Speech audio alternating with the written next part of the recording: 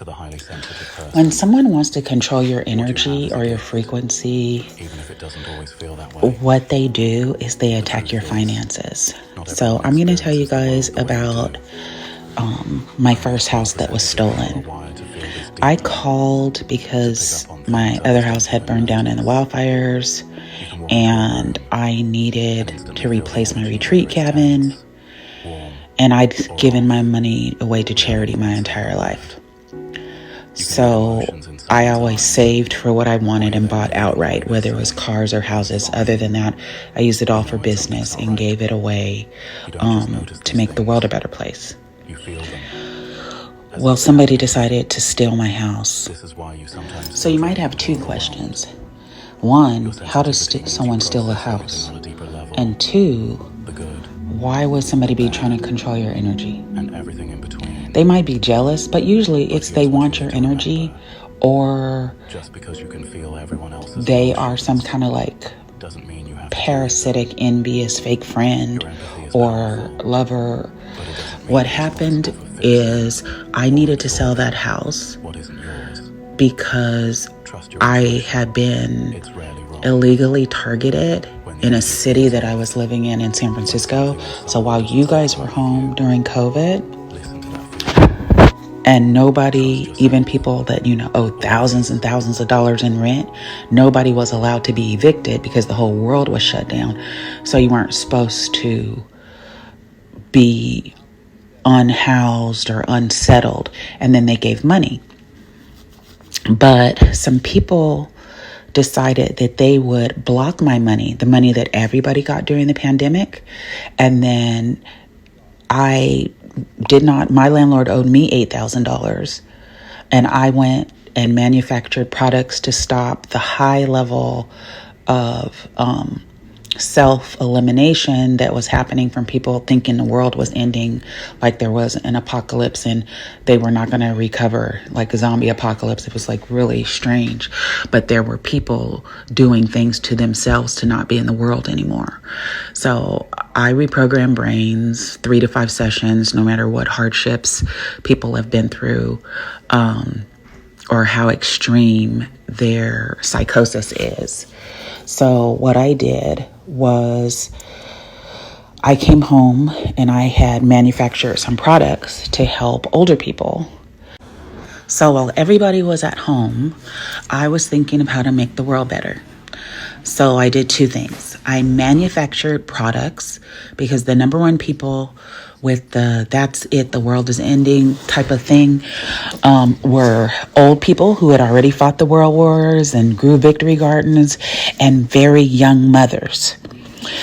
So in order to prevent them from being done permanently, I manufactured some mind reprogramming products. Well, I went to pick them up and I came home and the locks on my doors had been changed. And at first I didn't get it. So when people are being, crazy and entitled or various things that we have euphemisms for, just really just being evil, low frequency, not, bloodline evil or not like sexy evil, but just like envious, right? Hateful, racist, whatever. I came back and I couldn't get in, and it was the pandemic, and the law said if people owed rent, you couldn't kick them out. You couldn't lock them out because they didn't want people outside during the world shutdown. So that meant nothing was open except for a few hotels for first responders. And there were some money that was being given to make sure that everybody could stay home while everything was shut down because nobody could go to work. So I got in my off-road vehicle because I did call the police and file a police report. And they said, there's nothing we're going to do about it. So I prayed, I meditated, and the spiritual answer was, go save lives. That's what you do, right? You can work for free. Go save lives. So I didn't have any money coming in. And I paid for all the gas, all the food, hotels, staying at truck stops. I was like Terminator's mom. I crossed the continent twice, saving lives, while most people were staying home complaining about baking bread. And when it was over, I was like, oh my goodness, the wildfires. And then I said, well, I'll sell one of my other houses. And my other houses are in other states, and I didn't buy them to live in them, and I didn't buy them to rent out. I bought them to help the people that lived in those towns be able to write letters for them and fight for their rights, but be able to be a resident instead of an outsider fighting. So I call a realtor to sell it. The realtor was referred to me by a woman in the Bay Area in California. And it turned out the both of them had a scam to steal my house. So the woman, instead of selling my house so that I would have like a quick like $40,000, $50,000, instead wrote a fake paper, did deed theft, and was so crazy. I'll have to make you guys another video of how you recognize villains early on from them being cold-hearted, right? So if someone is selfish, if someone pays attention to more what they give you than what they take, that's like a parasite. And I don't mean like people that are always watching who's taking from them are usually people that are like energy vampire or actual parasites.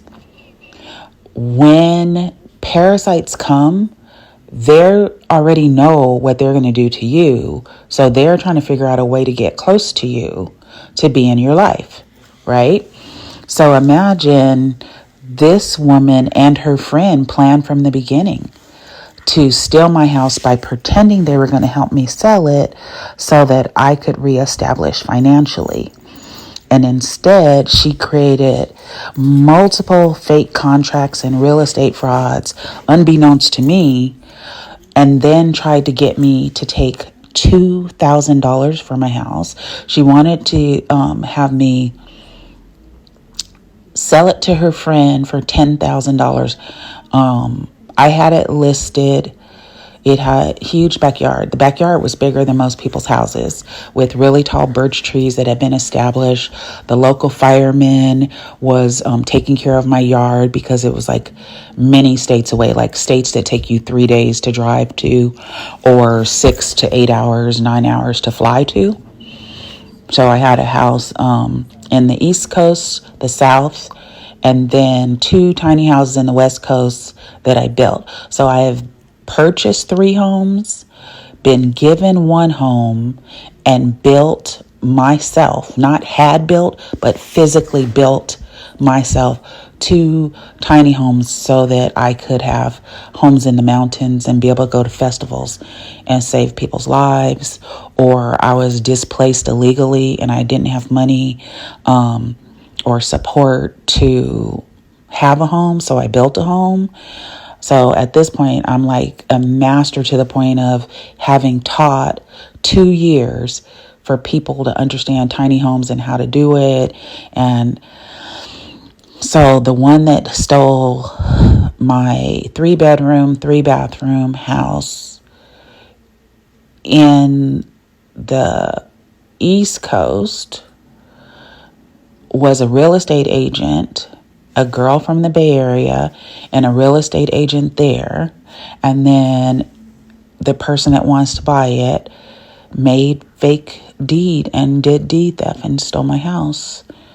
And yes, I did report it. For those of you who are like, did you report it? Yes, I did report it.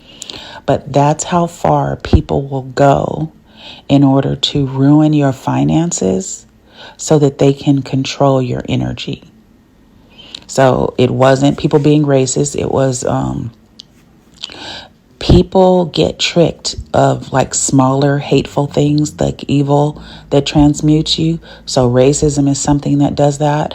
Homophobia is something that does that. Sexism is something that does that. The little judgments that we have of each other, all of those kind of things transmute you to being evil. You run a lower frequency. I try to say frequency because as a scientist, you can test frequency. When you say evil, your definition of evil and my definition of evil might be different. Your neighbor's definition of evil might be different.